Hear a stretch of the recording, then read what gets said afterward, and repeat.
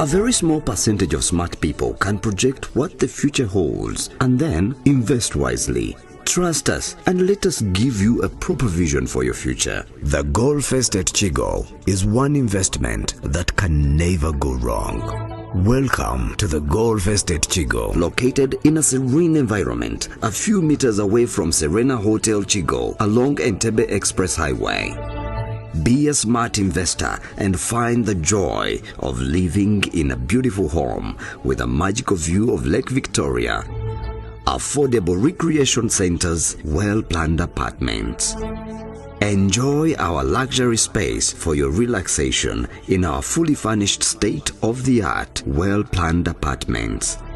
Estates that are perfectly designed with you in mind to build your dream house with a modern hospital and an airstrip. Get true value for your money. Call us on +256 784 566 918 or visit our website www.thegolfestatchigo.com. The Gold Fest at Chigo. Discover a haven.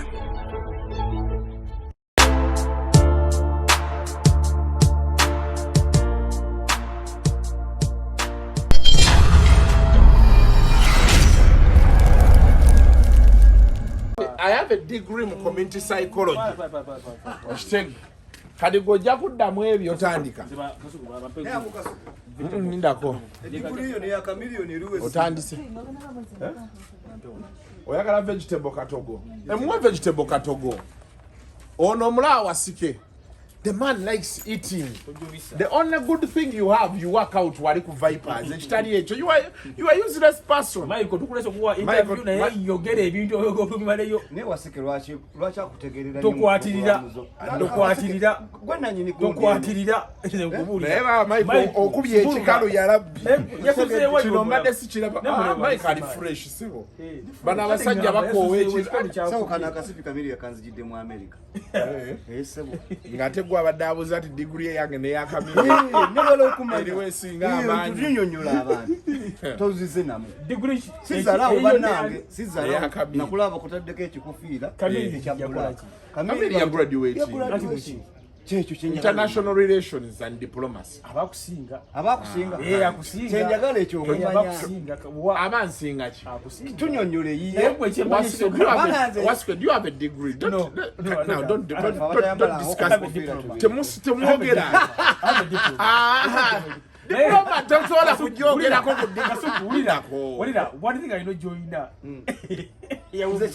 Nina diploma ya umukati njiina and a degree. But yes, I have 2 degrees by the way. Nina ya mass com journalism ne ya community psychology. From where? From Makerere University. Zombi za Makerere University. Sibya kwogera bwogezi. Wasike. Kyenjagala wakasukwa nnyonyole kimulemye. Badde njagala ntegeeze ng'ensi yonna eraba. Degree yoni ya Chameleone iliwe singa kuba Chameleone nnyonyodde yi zonna degree kilo ya mayinja ne kilo y'omusenyu kiriwe kisingo zitowa ya mayinja kati ya Chameleone kati Miko yafuna degree kilo ya mayinja ne kilo y'omusenyu zonna zenkana zonna kilo adi ulirinda kwa kamunyonyole ojja kuwoza ebyo omusajja akuwe kilo y'omusenyu ekulemerewo situla oli mutuufu ekipimo kyonna ki naye Chameleone yaŋŋambye bwati ku degree yaŋŋambye degree yakwasaganya ova kongeta buse ne Uganda ne bamusindika n'amediatinga bwe yaŋŋambye nedda kati nebye yasoma alaga okuba tabijjukira international samukazi bwe gyayina ate yayina PhD. Kati waliwo gye bayita conflict resolution eyo degree gye eri kati byebyo bye yagambye eyiye international relations and diplomacy enkolagana z'ensi ziri kati Congo yagambye atenyako yagambye Chameleone Degree ekyo bamuwadde wabeerawo obutakkanya katugambe nti wakati wa Rwanda ne Uganda Chameleone asobola okugenda n'amediatinga ensi ezo ne zikolagana tumwe task bweti atuyambe kyekyo nga si kyekyo sagala kulimbibwa abantu balaba atuyambe ku Bebe Cool ne Bobi Wine abo bali wano anti atuyambe kama chiri international relations wasike nawe international waka bali oba international china ebyekisoro byoleta international Bobi Wine international okoze order yo okoze order ono kale omusajja tumulese ku auto spa ye eno munaite cha ene fusion eco resort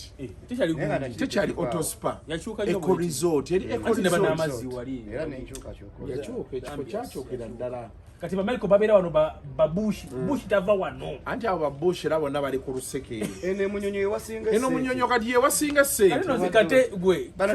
naye basaabaseke be bali eno kibeera kifo ne Michael kate senguke zembeleno bushi yanjubisa eno waka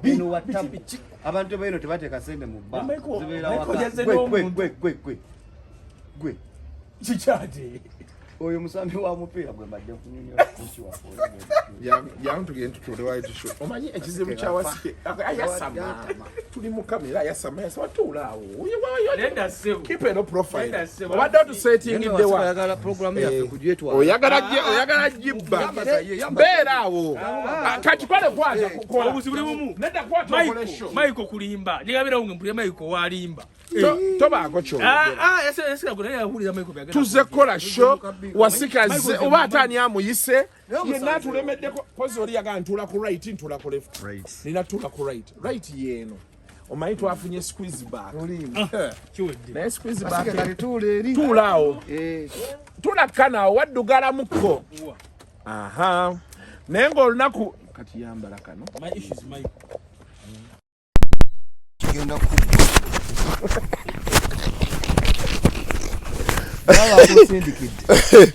olunaku olwaleero tusinzidde wano ku Fusion Eco Resort abasinga gye mwali mumanyi nga Fusion Auto Spa era we tugenda okubeera nga tuweyizaamu ne King Michael twagala okwebaza omugagga waffe Uncle Sim yangamba buli we tujja shooting ano all expenses tujja funayo olunaku tubalage cottages waliwo obucottage obulungi abalina egyo emikolo functions private functions gardens weziri wano nene era nga n'ebyetugenda okulya byonna biri all expenses paid ku Uncle Sim musajja wa Lugabe musajja affe si mutwali naye ku bintu bya Brianwhite si byomu ku basajja naye yangamba akyabanja ate oyegwe babanje oba ani Brian yabanja simu yabanja Brian simu yangamba yabanja ate Brian yangamba yabanja nze Brian yali yangamba shareholder mu kati wala ani ababa simu nangamba kazoko musinikire mu linga shareholder yangamba semuogerero yo sente nyingi nyoze nafuku mulaawo mutege nange nijja mu banafa aba Ken Kits mugenda kuba mubalaba ombulango Ken Kits bakola baina dustbin ze motoka baina umbrella ezibika ku motoka baina amataala gano agaliko mwezigenda wansi babuyina wezigenda wansi buno nga kali waggulu bakaina baina ne bino ebigoye ebibika emmotoka baina ne side mirrors neza remote sobola okubeera ng'ozibafunako banafe aba Ken Kits bazze balanga naffe bali ku Pioneer Mall awo so mukalanga ebisigadde osobola okuba ng'obiraba tulina banafe aba Golf Estate Kigo olunaku ndowooza lujja kuba wiiki eno ngenda kubamba wa video ya Golf Estate Kigo nasobola okugendayo omwavu bw'olaba ntaddeko Golf Estate Kigo tolaba ojja nyiiga bajja nyiiga ploti eziri eri million 12 organized living Golf Estate Kigo obeera olaba amazzi obeera olaba Serena Hotel olupya oba olulengera bulungi bw'oyitako lwennyini no branch nga n'oyingira estate eyo so ndi mukuzimba ate wakakole mwakurite yeye kakola kulupyawo akati gwe oli eri kulupyanga oluyisiza nodda side yeri ku police before lindako anti ngegezaako kigatta kumanyi lonna lupya kati wano Golf Estate eri wano nga wakava kuceeka jansi ng'ojjeeno bw'oba ova mu nnyonyo oba side eri oba ku left obeera eno bw'oba ova mu nnyonyo obeera ku left side ya Serena kati ndi mu kugezaako kugatta eno gy'ozima mu Akurite empya olaba ebitaala ebisooka ng'ovuika jansi ebitaala ebisooka kasita obiyitako ebisooka then ku left kwennyini koyambukira side eyo walungi nnyo era wazimbye ku left okay ntegeddeyo anti omanyi gundi eyo erina weekutukira oluguudo oluyina we lukutukira n'osigala ng'ogyeka jansi n'osigala nga lugenda empala kati eno empala woolabira akurite empya obulungi so golf estate kigobeera ng'oyitirayo kaawo tulina banaffe aba tap send abaagala oweereza ssente mu Uganda tap send from here to outside Uganda, from outside Uganda to Uganda balina 20% gundi gye bakuweerako okusobola okubeera ng'ekintu okikwasaganya tap Uganda tap send ekintu bakikwasaganyiza ddala international si yawano sponsor ky'omulala gwe tutayogeddeeko mu vidiyo eno gwe twade tugambye tujja mwogerako kanjogere nange kubange maama Mike lekera awo tokikola sikyayagalira bintu nina gwe nashootinganga naye ng'alina basponsa nga 8 ne mugamba fulujeno basponsa bo nga bangi bagenda singa n'abange kasukuwa content leka mpiseewo nayisawo otosalina mga kimala anyway njagala tusooke tuveeko tulabe basponsa abo benjogeddeko tap send golf estate Kigo ne Ken Kits then betukomawo emboozi ekwajje kuba yo weeri olunaku olwaleero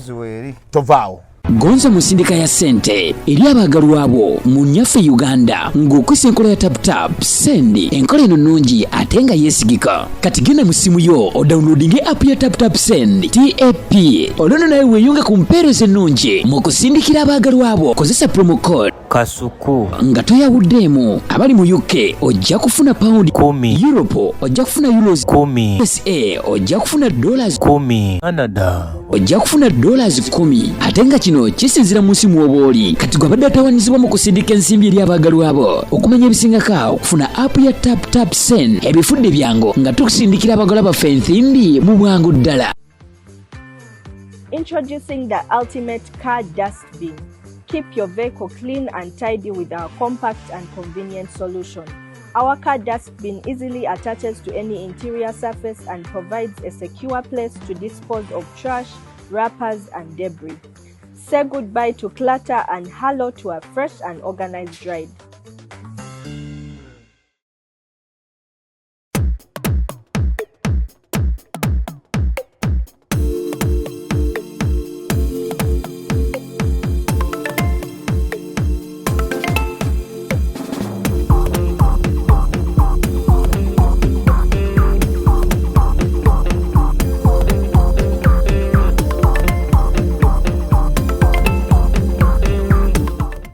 So njagala bebaza abawagira ba sponsor baffe abo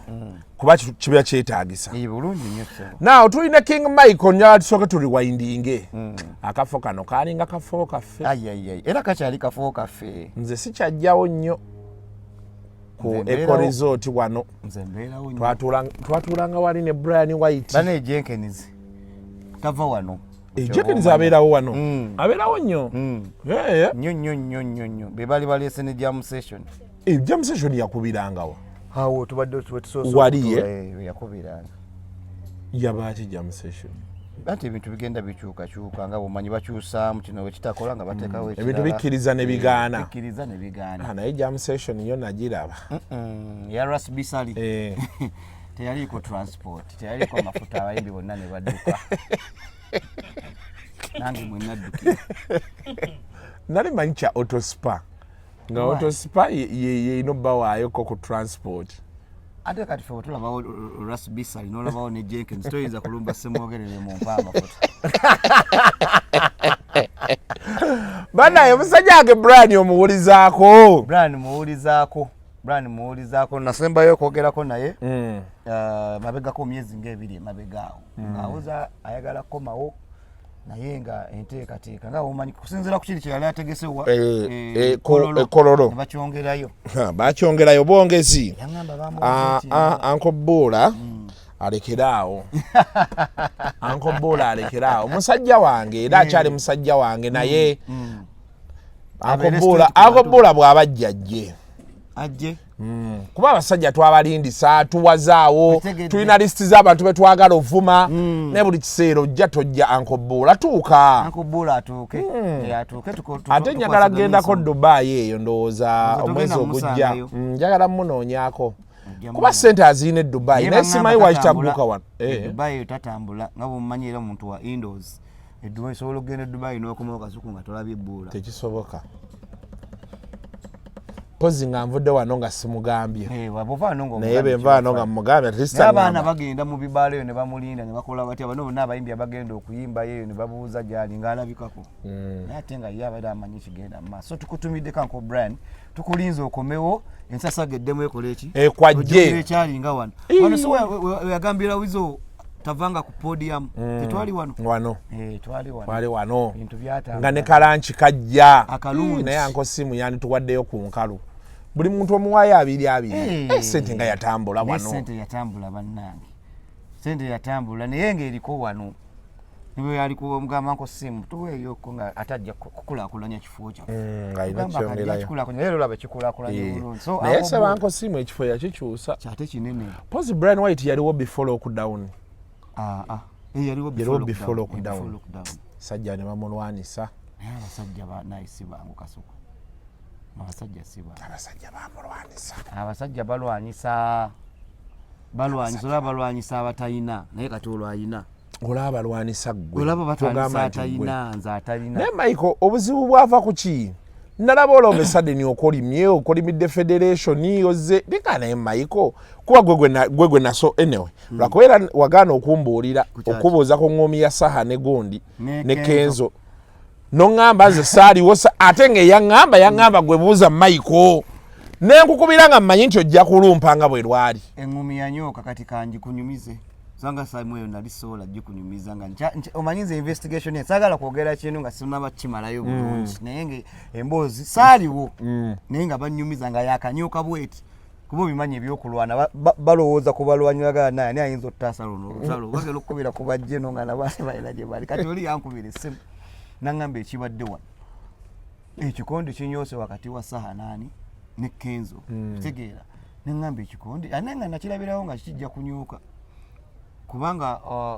bwemuba musazeewo okukola ekibiina ng'abayimbi nga musazeewo okutegeeragana mubeere nga mutwala ekintu mu maaso tekyetaaga buyinza busukkulumye kuba mwenna muba muli kyekimu amagezi nga mugeewa era nze kyanzija ku federation byakuba nti bw'oyogera ekintu bayinza n'okugamba gwetuula wansi toyogera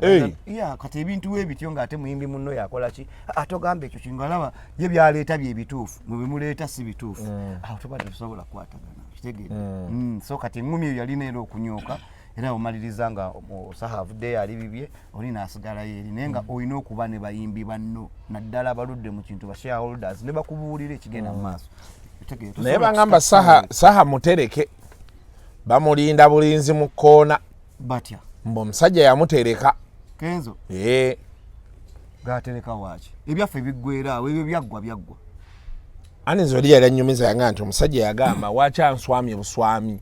yandize physical one on one tutandika naye gwe saha omumanyi babateeke mu freedom city olabe gwe saha omumanyi saha naye asumulula saha asumulula nanti oli yannyumiza mbu saha yakuba oli sumagiza ate bapalaso ne beefuula abataasa mu kwefuula abataasa omusajja ate gwe baakuba nti emikono nga bagiza mabega tolwana musaha nakuba naddukawo omulundi gumu mbu kati bano abaliyo nairandi baakwata ne beefuula abataasa ono aleme kulumba saha mbu naakuba Lionel ati nakuba kaita kabadia embadiye eno babanga abakutaasa atakwasa omukulu najja gwe nga tosobola kola kikachira ekakenke bamukola lenga byonna byebyo bigwa kati mbu omukulu n'agamba nti nja kumwetaagamu nga si byakunkwata kabadia ajje one on one anti kati kenzo y'obusungu bw'obumanyi bw'ettumbiizi obusungu bw'ettumbiizi tebulwana fight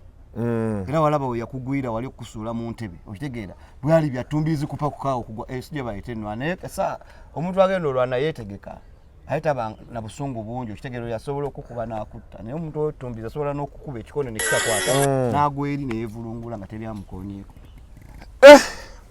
kati kiki ekikutabula wano kiki ekikutabula wano ku federation kubanga Miko ekintu kyali kyammwe ekintabula ku federation is to tell ba Kenzo nti bafune structure wayogera nayogera otegeera ebyesente si bye nagenderako ze najja kulaba nga ntereeza nga ndaba bafunye opportunity ekola ebyatulema mu umma okitegedde nga ndaba bagifunye kubanga ebyatulemesa mu umma the structure was good naye funding okitegeera nga yetaliiwo kati bwe ndaba wali ne bagamba bagenda kufuna sente ze ndowooza sente ze bagenda okufuna bagenda zizza mu kintu kati njagala bakole structure nga ya umma ne mbaga nti sente bwe ziba zizze even nga tezinaba kujja mugende mu mawofiisi ge twagulawo ng'aba umma kuba twatambula regions zonna nga tugenda tuli meeting abayimbi aba regions nga tubawa akasente ak'okugulawo office then ne bikyankalana olw'essente obutabaawo kati nengamba wano singa bafunye essente ebinyini bye babazuukusa industry etambule mu maaso n'omuyimbi ow'embalala abeere nga ayagala federation amanye ekifo e Kampala nga ba blood moon eri erira abamanye ekifo e Kampala n'ab'omu east naye nga balaba bano bo bw'obagamba ekyo batunuulidde butunuulizi kisawo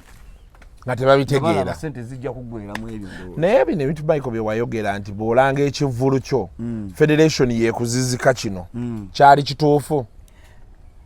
ati kakati bwebanga federation ovuddeyo toli nabo okitegedde kakati ate nojja okola ekintu n'olaba ate omuntu akusobola okuteekako wa federation gwe kikyolowooza ero tolowoozerawo nti kivudde wali bali be banfayita era ogenda okola abayimbi ba federation banyinya bagenda okuyimba ku eyo date gye natadde otegeera ensi ewa eri ku bato ate gwe wasooka okwogera bato n'otugamba ntulowooza okolima bukolimi bannaye nno njagala abantu abali eyo bamanye nti nze bwe njogera ekintu ndi musajja mukulu atasobola kubuzaabuza na kulimba nabagamba ekya bato kasuku ne mutakikkiriza ninziramu ne mbagamba it's more than a battle eri Victoria University era bayogera Victoria University abantu bagamba omusajja kati ayonoona bwonoonyi mannya g'abali twagenda omumaliriza ng'era Victoria University yeetegese nkutte mu bulago okitegedde kati ogenda okulaba nga ne bwolwanyisa abayimbi banno eriyo abali emabega abateekamu omutitimbe gw'ensimbi gwe gw'otalina okitegedde so byebyo byegambye nti nyigirizibwa ate abaali nyambye nabo balabira ddala tebasobola kunnyamba basobola kunnyamba omuto yali badde bambi mulekeraawo bambi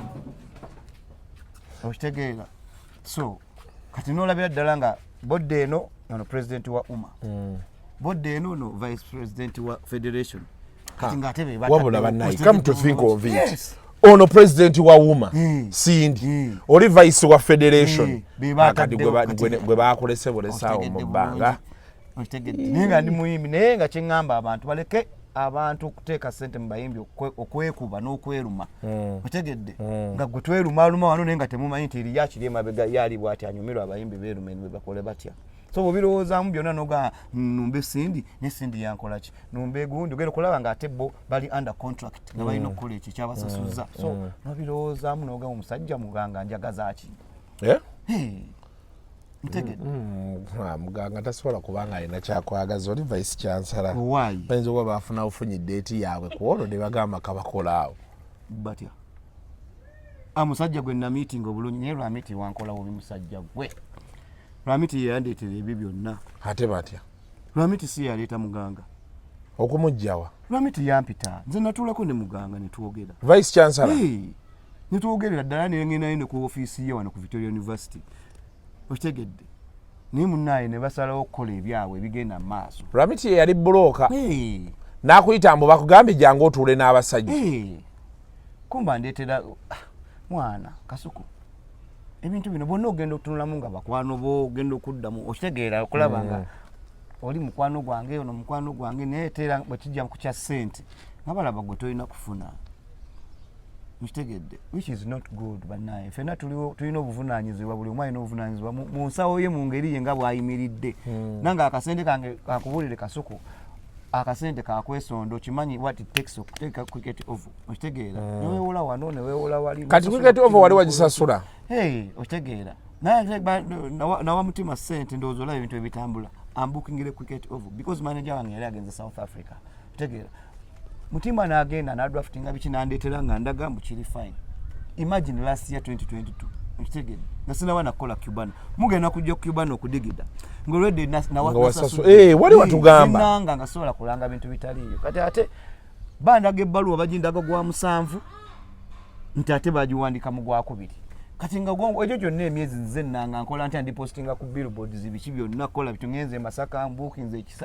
Luweero mbukinze ekisaawe okitegeera oteeka mukati muntu yatasobola kumanya bw'omugamba nti esente zagenze yatasobola kumanya naye nga teziba zigenze ate ebyo ebiseera akasente kaaliwo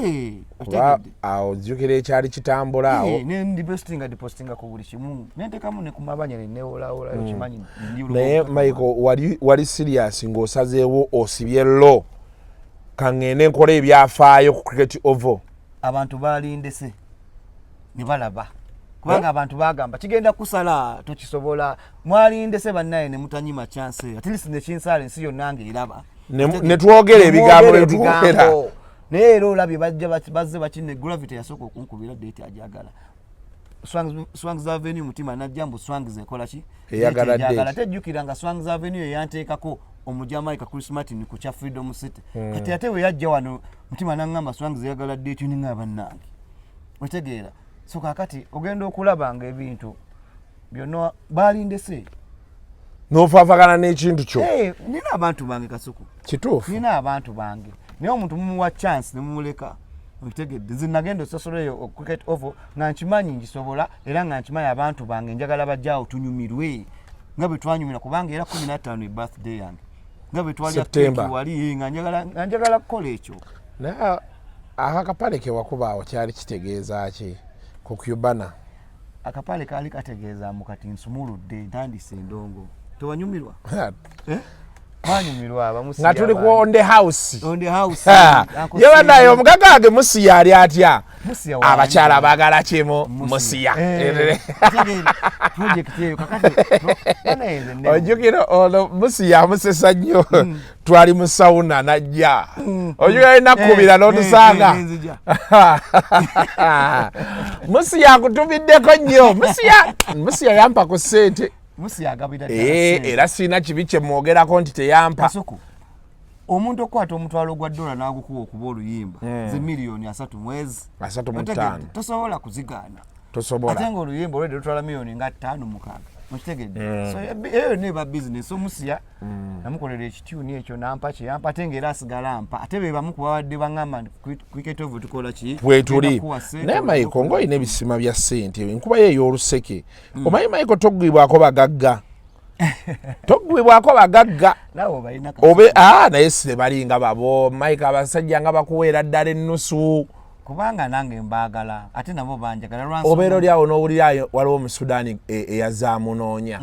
oyo n'akuvuga omwaka andi abasudaani be bajja wano kati jjukira nze sudaani waliyo nnyo my fan base kati abasudaani abo be bajja wano nze mbatwala mu mahoteri amalungi sibakwatayo omusudaani ajja wano ng'alina $5,000 egya $1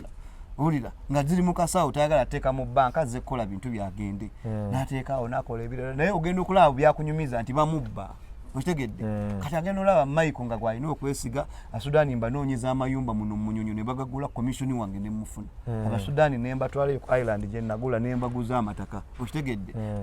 bwe bityo naye nga byalaali sosobola n'abalala sobola abantu banjagala nze sirina mukono muwanvu nina omwami omusudaani gwe twali naye ondowooza yabatwala muno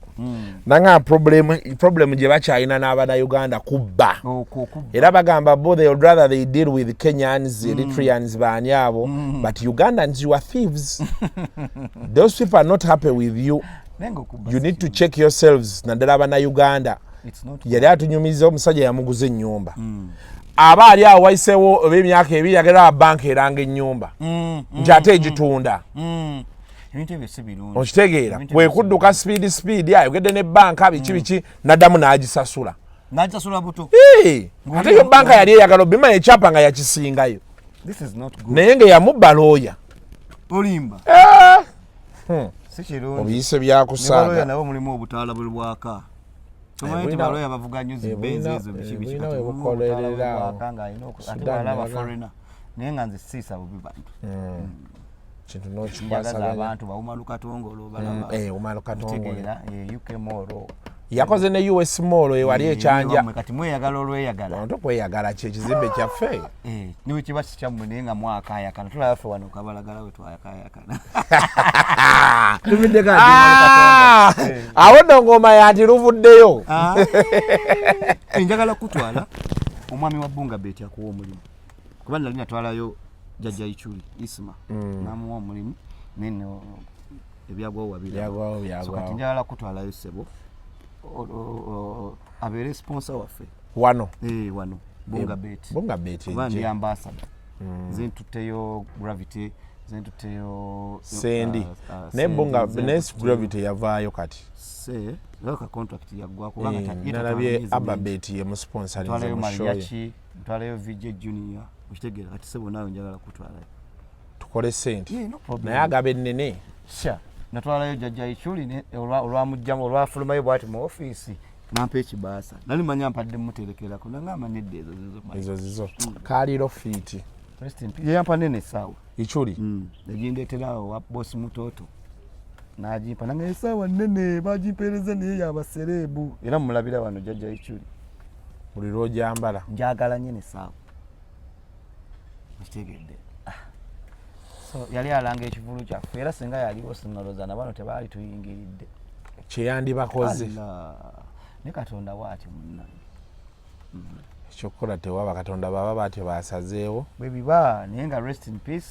tulina okusigala nga ffe twongera okugenda naye kati kyeneewuunyize kyokka ennaku zino Miko ate kati ennaku zino big episodes wa Nope ate nga waliwo omusajja wa NRM ne wafuna n'emmotoka Kasuku nabanyonyola dde ebyemmotoka nabanyonyola ebyemmotoka Kasuku muleke kulewa mbuki sagamba nti emmotoka yange yagwa ne bampayo emmotoka tebampa nga bwe bawa abalala nti oli asabye emmotoka ne bamuwa banziriza emmotoka yange yagwa mu bikajjo nga noonya obululu so nze ndi musajja ali straight njagala oli aveeyo agambe Michael twakwa $5,000,000 n'osayiningawa n'aveeyo emyaka 2 gye mmaze mu basajja okitegeera so gubadde mutima hati nakwagala naye nga abantu kye bakulowoleza si kyoli ate nga abantu bakukyawa otegeera abaali kuwaddeyo akasente naye tekibeera extreme to move from one political side to another instantly abantu bagaa nti oba oli mugezaako kusika eriyo nze sizungazunga anika Kasuku sizunga wenjagala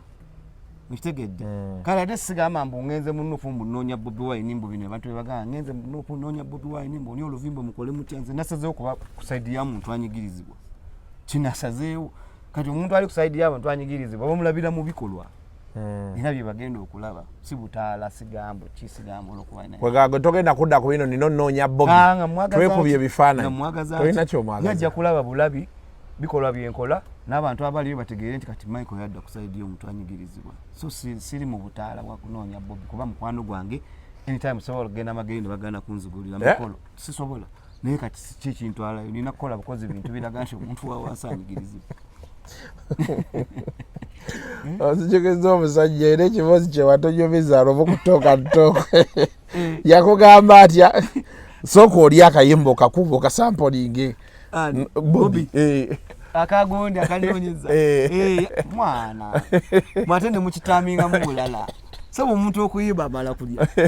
Bobi yankima wakana ngaajangu tugende waliwo akayimba akatufuukidde problem nekitegeera so netuwogerera ng'abayimbi netukisalira amagezi ng'agamba muyimbi munne nekitegeera so kati bagamba mbu yantwalako ku kamere akaboyo ne kampoomera ate mmwe mwagifuula mu kirala toga muntu ayimba nga tamaze kulya tegedde okitegeera Bobi yajja ewaka yajjanga ewaka yajjanga ewaka nange ngende ewe mirundi n'emirundi ng'ajja mikolo kanzigyeko kubanga jjukira ewange Busaabalamu bakumpi jukira ali akyazimba Busaabala nga gye waka ne tukuba emboozi ne waba agenda ku airport nga agenda kulinnyanyonya okujja okubanga akuuma obudde ajja mu makini aga mikolo oli ludda wa okitegeera ne kati Mike obeerawa esawe mbeera muno munyonyi ate onsanzewo kati njala nnyumba yange wali eggwe njiyingi ewa eyo gye nkugambye wali gye nzimba Quackright wali kati bino bye bagaa nti bakubanja byali bitoofu bwe twala mu mawulire mbu omukazi yali akubanja akanyugira ebintu ebweru baali bamanja Kasuku bitutuukako jjukira twali mu covid naye experience gyonyinza ogawa omuntu nti kati bwe nayingira enju yange ebyo byonna biba bikoze eki biba bisigala in the past kyanyamba nnyo okulaba nti nyongeramu nnyo nali manyi Zimbabwe mpumuza kati nekyo kyampushinga nali sinakomerera kitegeera nenyangu yangu nenkomerera kati ndi mu finishing kitegeera so kyanyamba naye era kyampa ekyokuyiga covid yo yayigira tuyigiriza essomo ddene batayita mu situation eyo nagiyitamu naye Katonda yanyamba naye nze covid munaye we yanyambira ebyo ebiseera Bugula yali akyanyigayo akamu obubiri mu covid ne banne Kasuku walya sente za Brian abantu baddeyo ne bagamba nti Miko tewali yakusinga kulya sente za Brian Kasuku walya mu bulk Kasuku esente yakuwako ezimu esente yakuwako nga zenkana nga zakuwadde nange zampadde lwe lunaku awiro lwe yajja mu Serena olujjukira bulungi n'atuwa amasimu naawe n'akuwa n'atuwa ne ssente ne tunyumira okukamala ntegedde twanyumirwa mbadala nezijukira trip ya Arua eyo baddaye trip ya Arua naye omanyi Miko mulina okuva oba ku Walagi oba biragalalagala simanyi kyemukozesa kituufu bano abasajja twali ffenna emisana emmotoka zipaakinze drone ne Miko tosobolako Miko nga gwe wali purchasing officer soko oyogere emboozi gy'obadde ogenda ogibaleyo tutuddeawo naye buli muntu yandifunye ku ssente okitegedde Miko buli muntu yandifunye ku ssente abaana baŋŋamba Kasuku omusajja yagamba emmotoka ezo zisimbe layini okuva wano paka Arua tewali eyisa ginnaayo n'abawo ne speed muzino ku speed bweti emmotoka nga 50 zasimbula okuva e Munyonyo wano nga zigenda Arua naye nga tezeeyisa kati ekintu ekyo kyaliwo ekiti lwaki saagenda Arua nammwe wakitegeera nakikunyonyola nze yanyinyonyola yaŋŋamba yaleeta emmotoka ng'ayagala ogituulemu bw'omu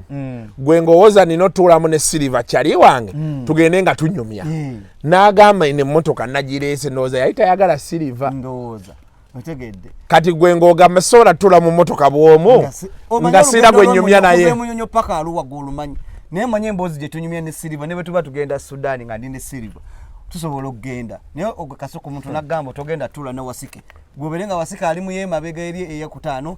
waliwo ssente wezikoma Kasuku waliwo ssente nagamba nti kale ssente weziri mpitirivu naye waliwo kali ke bayita ak'obuntu ono musajja wange naye nanga amazima gali nti namugamba nemugamba nti sinamanya nsonga naye ate oli musajja we kyajja bwekiti Kasuku kankibuulira abantu ne Brian gyali anseetegeere kubanga gwokimanyi bulungi emmotoka ezo ezimpa enkoni ezapangisibwa Brian mwe yalina okola ki naye Brian yali alina kuyita wansi nezo emmotoka nga bampangisiriza mpa enkoni nga yange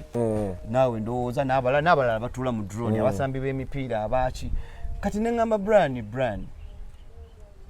tosobola kuyita wansi okitegedde tugende ofune domestic flight kuba ojja kukoowa olina okwogera olina okukola ki so bw'oyita wansi ojja kukoowa tugende tufune domestic flights ekusuula Arua emmotoka zikusange Busanzi ng'owatuuse dda kati Brian yali tamanyi nti ki nawano waliwo domestic flights okitegeera nemugaa tugende ebweya n'alaba ennyonyi ne bamulaga helicopter yali ayagadde helicopter bamugamba helicopter Arua wala nnyo beerina okulifuelinga okitegedde kale ate okugamba nti twala amafuta mu center werifuelinga sente zijja kuba nyingi twala kano ka 11 seater okitegeera 10 seater ne batandika ozibalaga unaafuna bwafuna ne tukomawo mu Range Rover ne mugamba akati engeri gy'oli nti ogenda kuyita waggulu okitegedde ndeka nange envimbe ngende n'omuntu wange Silver okitegedde tubeere nga tunyumira kuba emmotoka weeziri ekyo sinannyonnyola okitegedde naye ate olwatuuka n'agamba nti ate Silver tuule mu drone ng'olina kugenda mu mpenkoni nenga Silver nedda awo sente tukole ki awo amasimu ne gatandika yagankubira omukazi naŋŋamba waki togendayo gyali essimu zaavuga paka 8 gwa kiro Miko kiro naye okuba naye okukyagala kubiri ansuula layini naŋŋamba Miko yabadde antabula naawe nga ŋŋamba sibeera naawe sikuwa wadde 10 ne ŋŋamba Miko ate baaba eyo yenvuga gyavuzigemu ebintu kati alayika okuba wakuba ku mutwe nemugamba nkobula weesonyiwe Miko bw'aba bw'atyo bw'ali kati yali divide and rule eyo okitegeera because nze Kasuku nkugamba nti ebintu byonna ebya happeninga wakati wange ne Brian byavanga nga ku bantu kumpayiriza okitegeera abantu kugamba Miko akola kino Miko akola naye nga ate Brian yeye yayagala Miko ng'omuntu wali musajja we mwali mwava dda wala nze muyimbi gwe basinga okugoba nga bwe banziza ku Podium Tochimanye kati tutuuka Arua naye sinnatuuka nankubira tuli mu kkubo naŋŋamba omanye ekigudde wano konze sinnaba naŋŋamba omanyi omwana oyo Miko amanyiira ani yamuyisa Arua eno ani yamugambye okujja ndi ku kisaawe sebo nga Miko kwendaba wateeba oba neggoolo teeba goal ate yalina ogiteeba banne obusibu ne bujjira ddala obusibu bwajja naye gwomanyi nti abo abaana abaazanya omupiira ogwo baabatikka ekiro ekyo kyonnyini nga bababuuza ani yabakkiriza okuteeka Miko mu kisaawe ne kale nga Brian lwaki onkola ekintu nga n'omupiira ne babatika awo ekiro kyokka awo waliwo abantu nga 40 baalinya baasi lwa Miko kati kasuku bwe mugenda Arua owulira nga maze okwekyanga Brian yali already atusasudde abayimbi bonna nga abasasudde nga nanga mpadde million 25 so nenzira wali nenzikakkana owulira neŋŋamba nti Brian ansasudde ssente timu yali Arua nze njituteyo omupiira balabye nze abantu b'oku radio nze gwe yasindikayo okucekinga ekifo nga tetunagenda Arua okitegeera naye nga kijja kuba kibi nnyo Brian kola ki obutandabako nenvuga super custom yange nenjitwala ku sheyo ne bagikola service naye era nga ntambudde ne silver kyenali njagala nga ndaba ssente zirina bwe zikoma naye ng'olina okuba ne mukwano gwera netambula ne silver twafuna driver Musa n'atuvuga nga tugenda tunyumya embuzi nga bwe tuseka olugendo n'otutwanguyira kutuuka eyo ne baŋŋamba togeza noyogera n'omusajja munyiivu ne ŋŋamba kangende nze ku kisaawe nze nazze kusamba mupiira era olwagenda ku kisaawe ate laba oli yali ampadde omujozi era oguliko ogw'omusajja ne ŋŋamba bannaye bannoonyaako ki bano abasajja nga mpadde ogw'omujozi gw'ennamba y'omusajja ne ŋŋamba mumpe omulala ekisima kyange laba bwenteeba goal era yatuwanguza nga foundation etegeerako kati okwogera mu mawulire kubukedde nti Miko ye yateebye goal ya foundation ate nga bwa wagobeddwa kati olabira ddala nga n'abakubira bandujje n'abagamba mu bijjeyo Miko tannateeba ku goal goal yeekonye mukonye kuli n'enganda otegeera mutegeera Brian ebyo biseera abantu tebamanya mbeera yali awo abantu abataali bagumu n'empiza abalya nze nga ntuula beeti nendawa abantu nenga kyakiba olaba nze abantu baŋŋamba nti nawolereza nnyo Brian awo mu biseera by'abo abawala naye abantu abataamanya abawala abo tebandyogedde kigambo nakimu ku bintu abawala abo bye beekola awo abo abawala bakuba abantu enkokola abo abawala be baali batereka ssente be baali batuula ku ssente be baali beebaka mu ssente be baali bakwata ssente nzijukira lumu Brian Chameleone lwe yatuuka leeti ojjukira twakubanga uniform ne mukuba ebikalo Chameleone akola ki agamba nze ngenda okukwata kati abayimbi nze gatekeeper otegedde fena tukkiriza bawizo bani bapalaso champamire bamuhanji tukkiriza sebo gatekeeper na Chameleone agamba anasukka saawa 2 nga tannatuuka wano tajja kuyingira mukama wange owulidde abayimbi banange mutegedde twasulawa mu bbala yawa ne Chameleone twasula kola paroni twajivaako saako 2 nga kazi tukenyambale netereza Miko ngene nkwata obudde wali nenda wejamu nga bukyali kuba kati bonotoka nga bugenze ngenda kugalirayo munnaye nga nzirukanga nyambala bulungi 2 nga ntuuka Chameleone nga tannaba kutuuka gatekeeper abayimbi ne batandika okuyingira abalala omanyi saawa ze yajja yajja mukaaga Chameleone tayingize emmotoka yo wano Chameleone toyingize emmotoka yo wano lwaki mumpisaamu amaaso Chameleone lwaki mumpisaamu amaaso olwokundaba obutono mulowooza sebo ndi mugagga Chameleone naafukamira munnange nyamba mukama wange nsonyiwa sigenda kukiddira bayimbi bannange munyambe munne okitegeera Stella letera Vivian letera Chameleone obutondo obunnyogoga omusalire n'ekibonerezo can you imagine ne abo boolaba be baali ku TV ne bawoza mbu omusajja yaturepinga nawulira bubi abantu lwakuba nti abantu abali ku podium abamu baali tebasobola kuvaayo kwogera omayaba nayo gaa tulina obuzibu bweziwunya kati kankubulira abaana abo twali tuli wasudiri awo tuli mu cottage zaffe sente zikendeera kubanga abantu ba Brian bwe yawanga sente baalinga bangi abazikimanga awo Brian yaŋŋamba Miko kirira ku podium ogambe Stella akumpere million 10 nenvuga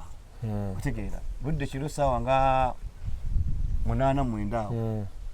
otuuka wano ku podium nga bano baleese bagaayi nabo bamanyi bosi taliiwo otegeera baleese bagaayi we basanyuka we badigida we bakola batya we bakasuka ssente bezibagwira nga tebaali tebasuubira ndowooza nti naye ate wali ku security nga nze manyi nabeekanga awo nga pata eri munda muli ne mbagamba muzeeyi yagambye mumpeeko 10 ne bakimpa ne baddamu ne bakuba endongo kati bwe bagamba nti Brian yabayisawo binga nabo ate baaleetanga ne bagaayi baabwe ne badigida mu ssente z'omusajja kampisa bubi nalaba ebintu ebyawo kati nze kale lwakuba nti ekyankola obubi omanyi ebyo byonna bebiggwa Stella bamutwala bano oba baali bafowodde ate yali fowodde waliwo ekibiina ekyo Matembe kye yalimu nga bamutwala ene bwe ye Stella akibuukamu mangu kali ke kalemezaamu gwe naye abaana abo bakola byo kati tutuuka eyo ate Stella bamutwala agamba njagala kudda wa maama wange ate olutonye wa maama we teyasula nayo aye nadduka n'akomawe wa Brian eno ng'oyinza ove wa Brian kati mba ndi awo nga bampita omuwala wuuno wano ewa Brian ng'aye tudduka nziruka ogenda okola interview omwana ng'ali awo atudde bwe yeemoola bwadde kati mu mutima gwange ne ŋŋamba kati ekituufu ekigenda mu maaso sikitegeera eri maama we bw'ayogera mu mawulire omuwala yabuze tetumanyi gy'ayitiro omuwala ali wano ne ŋŋamba bannange walingawo ne setting walingangawo abasetinga ebyo nabimanya walingangawo abasetinga naye nga Brian ye mugumu ate nga bamanyi mbu yakozesa nnyo ssente kyakiva olaba bwe yalangirira wano amadda ge namugamba ne mugamba Brian omanyi kye wandikoze mu kulowooza okwange options 2 komawo e Kampala funa wootuula lya ssente zo nze nange tompaako oli mutuufu kasuku tompaako kubanga abantu Brian be yayamba ate bwagamba mbu agenda kukoma obeera bennyini be bagenda okukomawo bamubeereko era amasimu gaali gatandise okunkubirwa ekirala ne mugamba option ey'okubiri sigala gy'oli yonna yonna gy'oli beerayo todda olye essente zo obeere mu mirembe gyo oba oyagadde oyite kuba Abannayuganda tuli bantu babi Abannayuganda obamanyi kasuku tuli bantu babi njagala ngamba tu nange nga mwendi nange nkimanyi tuli babi kuba kasuku nkimanyi bulungi kyoyogerako ate n'ensonga lwaki era nange egambye mu Abannayuganda tuli babi kati gwe weewunye Miko oli president mwemanyi oli vice mwemanyi oli yali akuzizisa ekivvulu wakitegedde bulungi kati okutuuka we baabagula si kutuuka lwe baabagula olwedde baali baabagula ne bakkiriza bakole ku lunaku olulwo otegedde ne bakkiriza ate yesindi yali tegenda kuba bato because the info I get from inside there abantu abatula ku board abateesa ebyo ebintu mulimu mikwano gyange baddayo banga bambuulira okitegeera nga kigenda kuba bwekiti ne bwekiti kati it was Shiba ne Rema Omunigeria ebe baali baagala oleeta mutandikwa era ne mukulu muganga be yaŋŋamba otegedde ne kati Rema oba n'abaseera oba n'akola kyo oba n'awulira bino nga ntandise okkaayana biki n'abita kwe kuleeta ebbato naye nga ate mukulu muganga yali aŋŋambye ebbato gy'ayagala ya personal yemiskin ayagala abaddemu balwana jjukira ebiseera ebyo baali kabwananga mabega kaawo nanga tukoze tutya oba palaso bano baddemu bakole gundi bwe baba bajja ku bbato ndowooza Shiba n'amugamba lwaki tetukozesa ono ne tukola ki kubanga njagala Sindi amanye nti kyenjogera kituufu ne Shiba amanye mbu baasasulwa okujja okuyimba after the graduation otegedde bulungi kati ate nze ndabuulira nti birimu first lady biki otegeera nendistancinga okitegeera nendistancinga neŋŋamba kino kinene okitegedde naye tetebaali nkoze ekyo anyway Miko yakyusiza date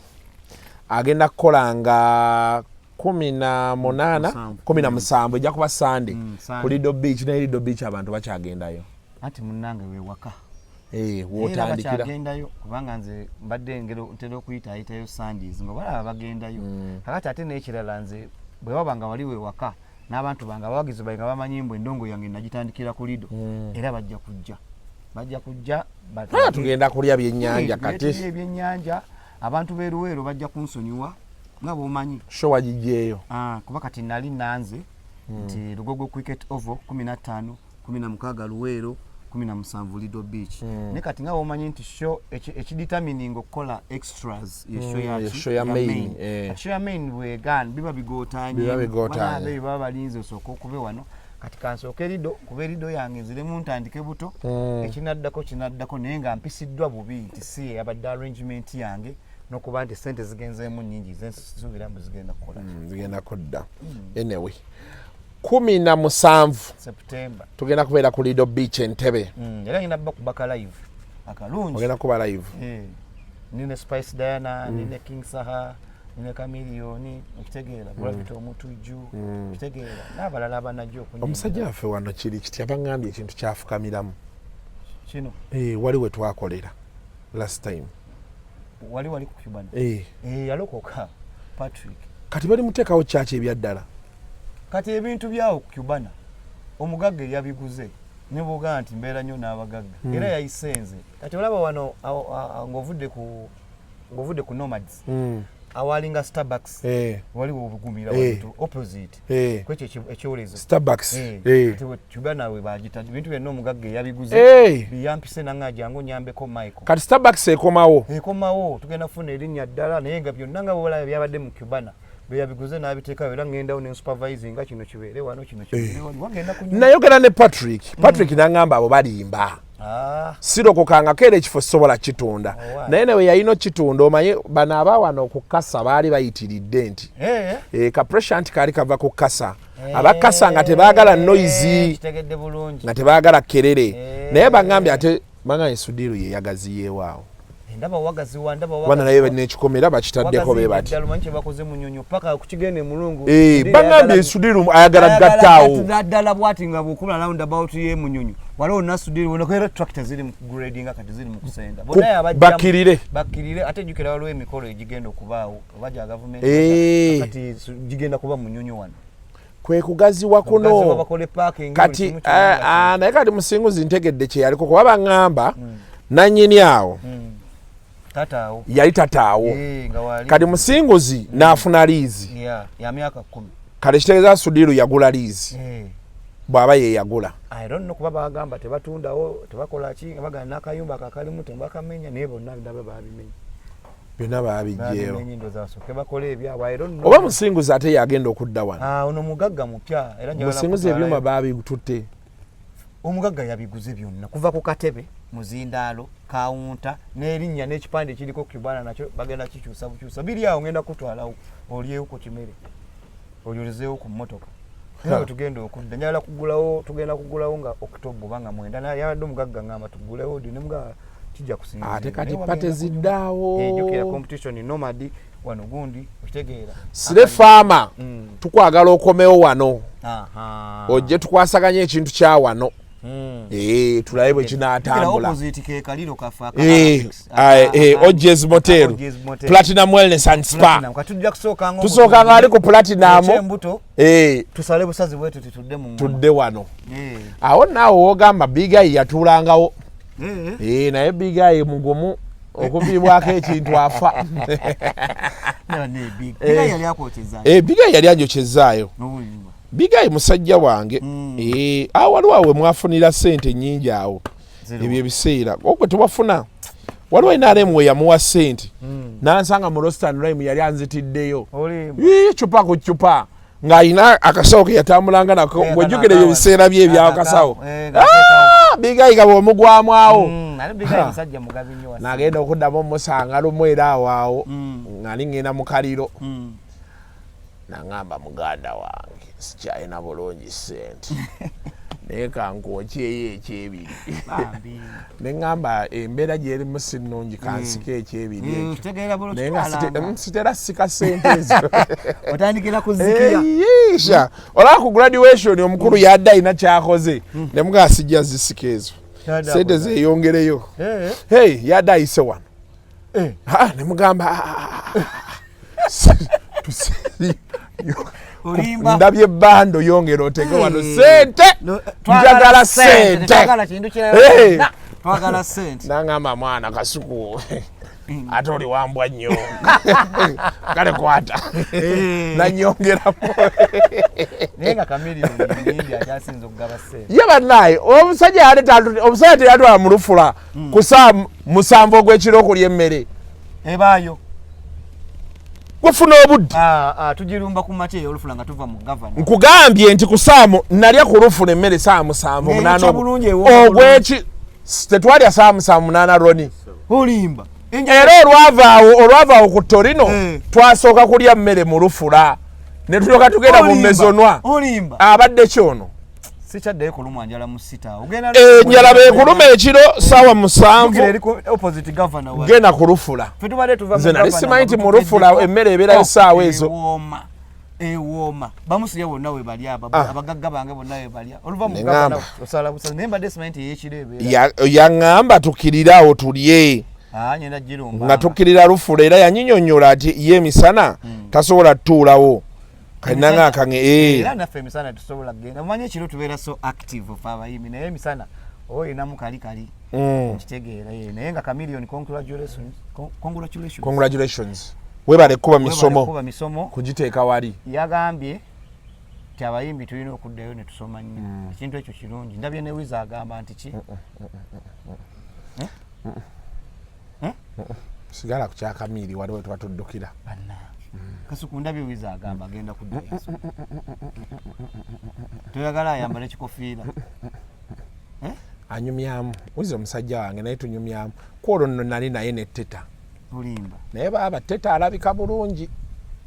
ate Wiza ne Teta beeyagala ebyaddala va ku byaki beeyagala Teta naŋŋamba Kasuku how are you I see you on your YouTube n'aseka n'akomaawo olimba Wizo naŋŋamba tukulaba ng'otuwaayiriza naye kakati bannange olaba omukwano nagamba nti omukwano tossayo awali abaagala sisobola wadde okuddamu okubaako kyenjogera sisobola ku bigambo bye twayogera siiti bantu mubaayogera nalimu olimba omuwala naŋŋamba nkulaba I see you on your channel naye olaba kati ekiriwo essaawa eno love eri bweti Wizo naŋŋamba tukulaba ng'otuwaayiriza lwakati Wizo aliro fiiti Wizo yetataddamu ebyo ye kiba kizze ng'agenda kukiddako asikamu mu maaso adda kukiddako ng'agenda kukiddako naye kaakati kyekiddako oba ogambye nti Wizo tagenda kuddayo kusoma nga nange kyembadde ndowoozaako kyogala nange siddayo naye Kasuku ate mu abantu abasomyeko muyina ennugu temwagala bantu mutulekere space eno tube nayo Mike ayina diguri tajja kufugika olaba otulemye wano neba nenga nekyambadde Kasuku nenkyambala bweni ngoba nsomeredde nekyemudiddi nsobola kikimayo Kasuku kati nno Mike kankubuulireyo ekintu kimu mu kosi z'obanga weesimbamu teweesimbamu emudiddi kuba ndaba yeegwe nnyo biveeko ebyo emudiddi ekaluba olimba era abasinga abagenze mu emudiddi bamaliriza bamejalinze mu dansi eyo gyolaba eyo music ne drama abantu bagituuyaniddemu awo emudiddi ekalubira ddala esinga zino kosi zolaba zetukola lwakuba nti ffe twagivunza abaana bagudde emudiddi awo olimba music omumanyi omanyi kyebayita okusoma music ya myaka emeka ya myaka 3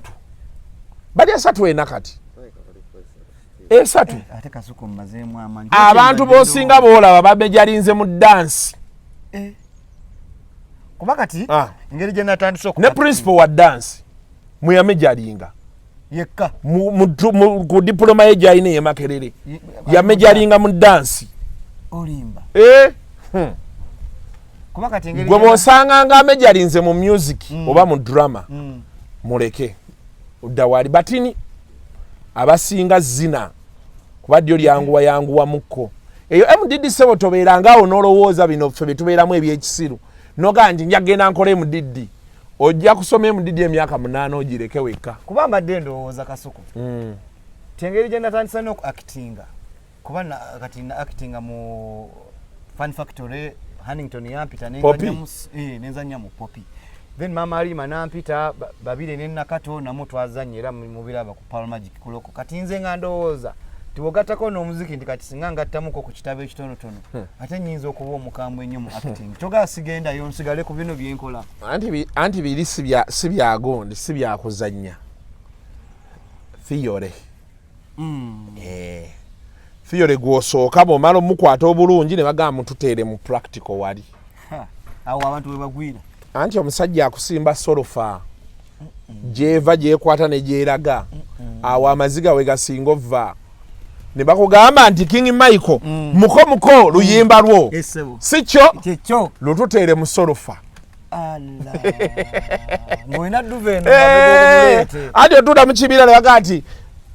tugenda mu kibuuzo leero si byakuwanvuwa kudda eri muki sooka otuwandiikire what is your best song n'ogamba my best song is valuvalu jukira mubadde musoma nooti babi basomesa kati ne bakugamba best song yeno valuvalu oba nsiika gituteere mu nooti kati bw'omala ogikola ng'ogitadde mu nooti wano nsiika baby nsiika njagala nkuwoomere kati tulage eri do 1 oba do wansi eri so wano njagala nkuwoomere yayimba ki so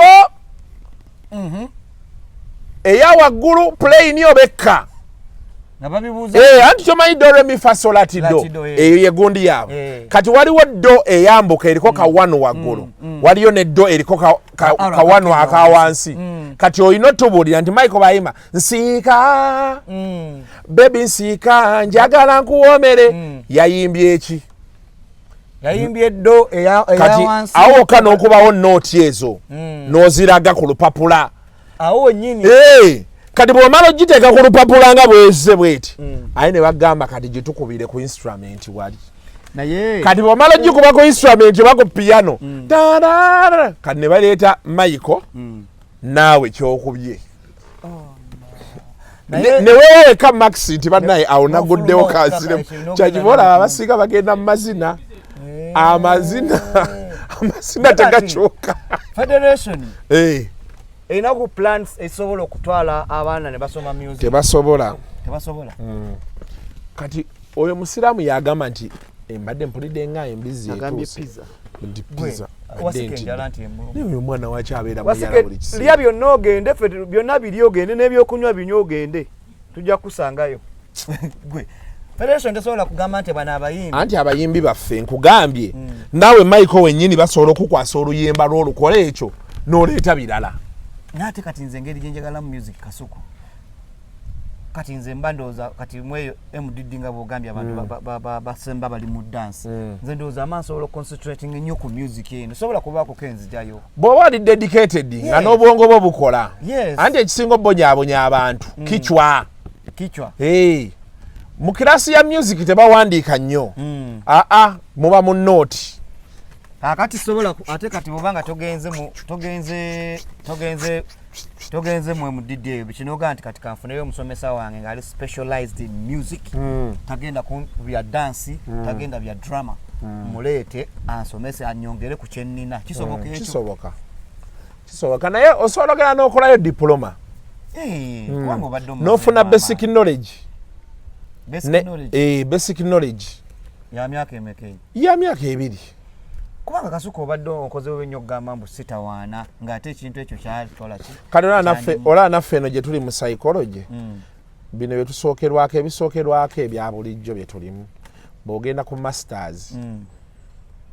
bakubajjulira obwongo bw'omuntu ne bwe bukola ono omuntu yennyini kati ne balyoka bakulaga Miko omusajja atuula wano nga bwe tuli mu interview wano n'akugamba nga akulabidde ebbanga n'agamba agenda yimukawo n'oyimukawo awakana kyona kasoko tontwala speed ate nooza nkulimba anti wuliriza psychology enneeyisa y'abantu kati oli akulabira ebbanga n'amanya kati azzaako kino n'okikolera ddala nga n'okikola either exactly or similar to gwe wasoma nati ze nabisoma wano kujja bayita starting level kati eno jo yakalo bw'ogamba nti ngenda kukola masters kati gabo clinical psychology kati mbeera ano neetuula neekola Miko nenga kati Mike alayika okuba ayagala kugendako oli manga kyenyini kati ate kitegeeza nti kati gwate oba ojja kuyamba nnyo engeri gy'oli mu industry mbw'oba ojja kuyamba nnyo nti oli amanya promoter asobola okukukubirako nakugamba njagala kuwa Miko sente zange naye anajja okuyimba ekyo kisobola oli akati ati oli kati awo kyemmera nsobola okukolera promoter nze bemba mbeera nnyo ne Miko mugamba omanyi sente ezo zitereka ozirete ku Mande saawa 6 nga yakazuukuka nga ne mukyala we waali ate bw'oba oziteekawo making sure omukyala waleetera juice wozigirayo noga nti bannaye Miko nabadde ne sente zo ziizino ensonyi zijja mukwata obutayimba kivulu kyo ng'omukyala yalabye otegedde gye bayita human behavior kati Kasuku wasomera ddala ebintu bino kitegedde oba otegedde omuntu wasike towakana kati wasike neddi Kamili yagambye bwati nabyogedde ate yagalera yembeera gyaleeta ozaala wa bano bazaala wa diguli y'omusajja wasike omuntu okwambala ekikofiira ekyo sebo yatuchallenge oyo ne baati bazaala wa diguli y'omusajja omanye ekyabaddewo Chameleone agenda mu kati woko ne gandula ku lwokuna olwo lwennyini agenda mu kati ate awo wokka wulira agenda mu kati woko asangayo bebekulu munda mu kati woko ataddewo Hennessy ze 2 wali wulira bebekulu atudde Chameleone ajja otegedde kati toseka naawe bambiveeko nyumya nze nyumya mbozi nga bwe kyabadde otegedde mu bwongo bwange ekiddukiramu okimanye kuba wakisoma mbalamu ekizo kyo gye kyaggweredde waliwo eyanyiiza kati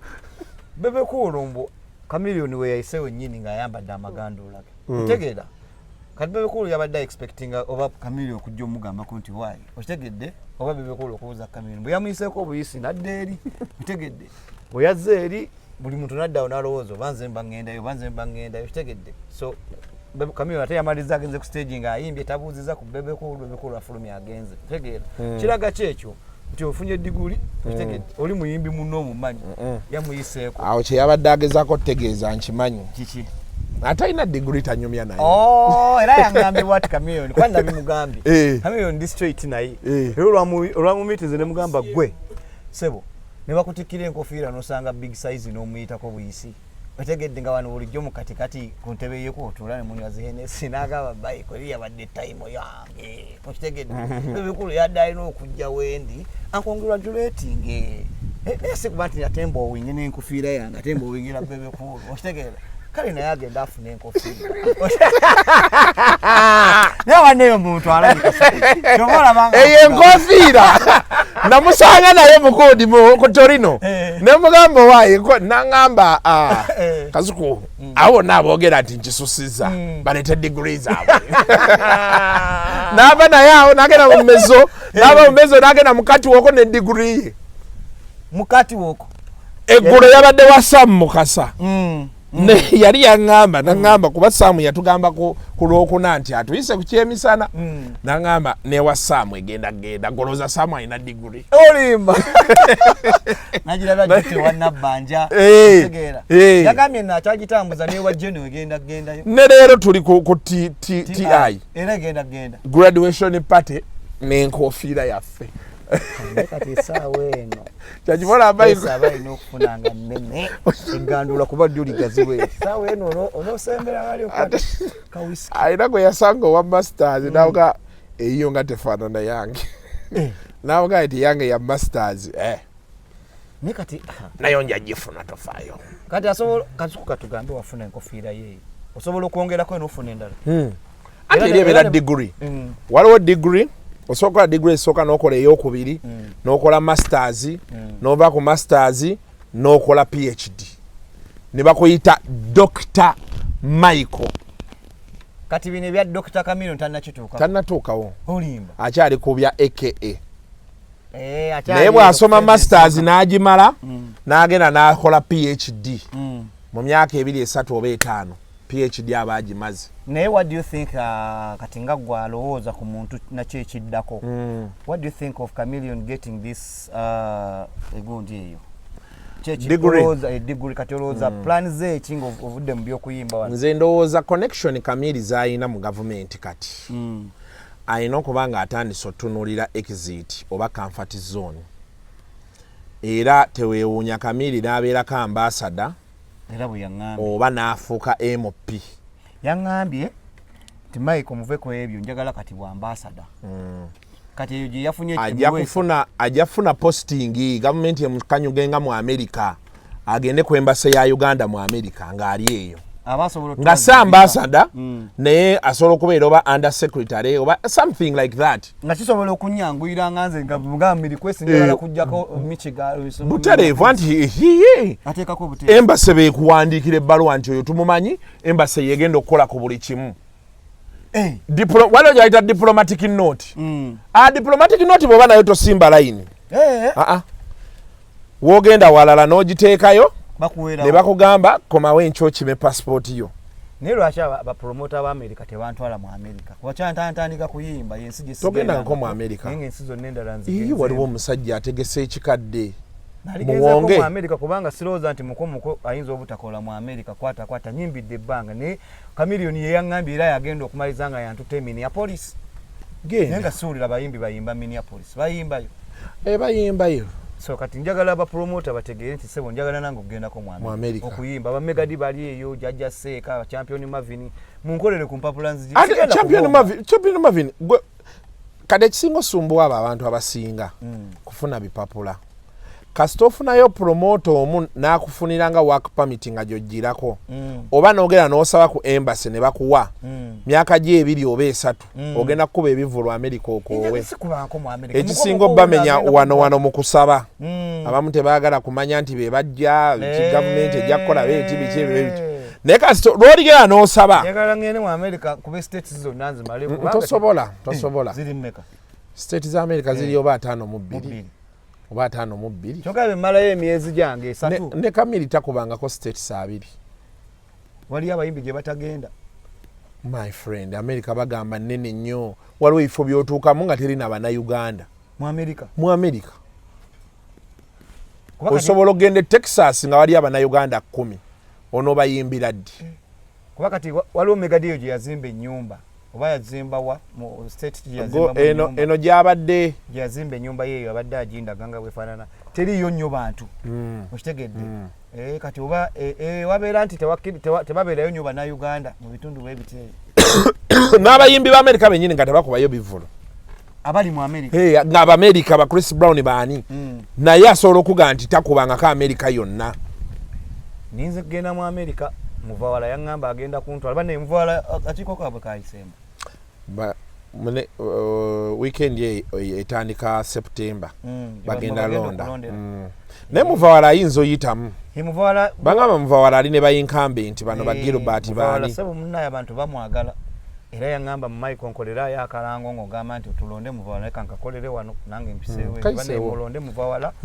Yuna mulonde muvawala yagenda okutuyambanga ffe kati abatajjangako mu America n'abayimbi abalala bayambye bonna.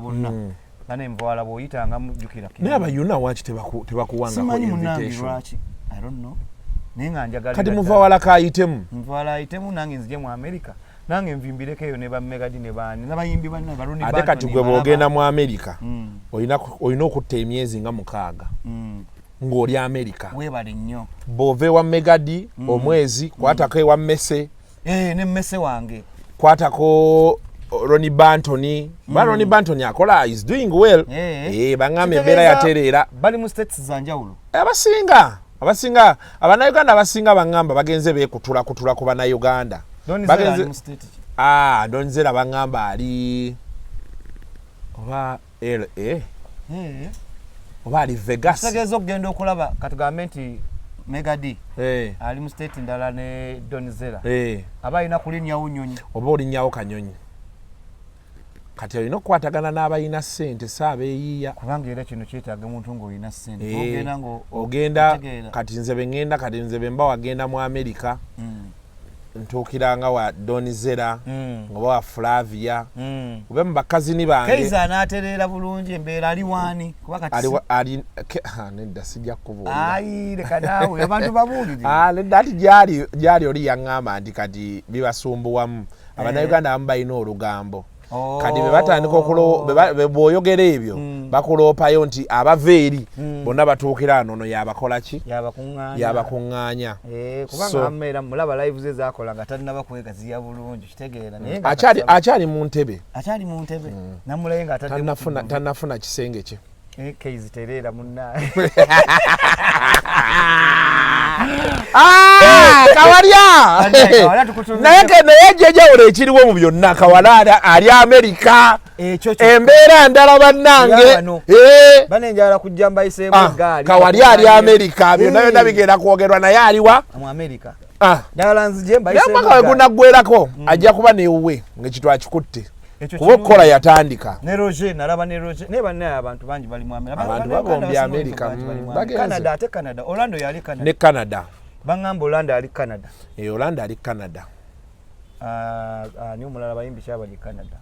teriyo nnyo bayimbi Canada Canada abantu abasingayo bali conservative be bano bamukama yeebazibwe twagala abantu b'empisa biki ebyo ye bano benalabye ku streets ze Canada mulimu ne bannayuganda olimba ate Abannayuganda be basingamu awo okwebaka ku street olimba anti bagamba bw'otuuka eri olina okusooka n'ogendako mu biyumba ebyo kadde bagenda nga babagaba bakustreamlining olwo okuyingira system ate kitegeeza temubamu bannayuganda bokka n'abasudani babamu n'abannakenya n'abaki bonna mixture ananga abantu bayiyiza life naye ekirungi ky'ebyo ebintu bajjajjawo bwe baba nga bakuggyako engalo ne bagaa nti genda era osobola okusulawo omwezi gumu ebiri ogenda okuddamu lango oyina ewuwo nga n'emmotoka ofunye naye agenda akimanyi bw'agenda okusaanyira agenda akimanyi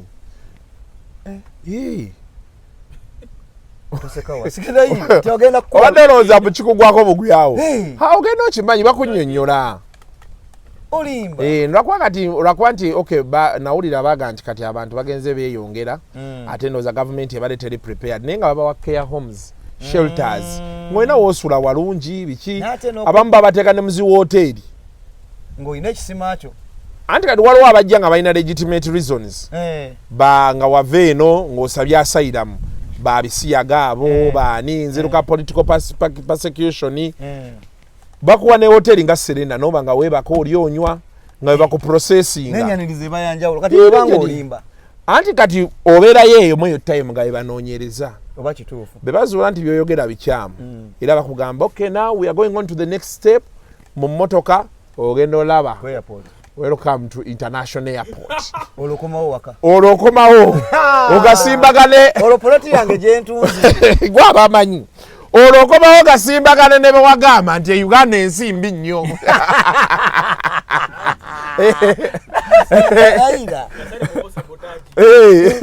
ekitegeeza na wano baba bakulinze kuteeka